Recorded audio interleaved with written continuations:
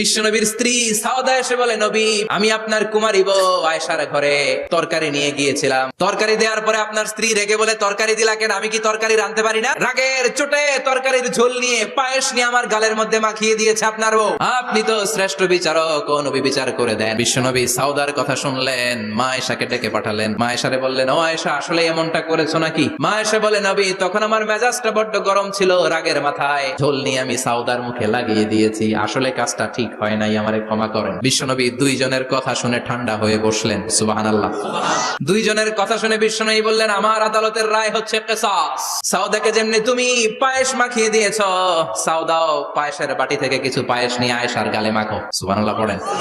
সাউদাও বিশ্বনবীর রায় অনুযায়ী বাটি থেকে পায়েসের ঝোল নিয়ে মা আয়েশার গালের মধ্যে মেখে দিলেন। মা আয়েশা কি আর করবেন, হেসে দিলেন। সাইয়েদাতুনা সাউদাও হাসলেন, বিশ্বনবীও হাসলেন। আরশের উপর থেকে খুশি হয়ে গেল কে?